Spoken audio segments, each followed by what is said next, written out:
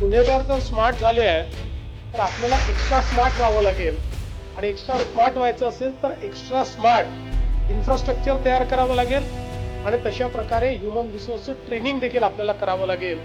आणि म्हणूनच आज आपण पाहू शकतो की देशातली सगळ्यात आधुनिक अशा प्रकारची या ठिकाणी सायबर फॉरेन्सिकची व्यवस्था ही महाराष्ट्रामध्ये आपण तयार केलेली आहे.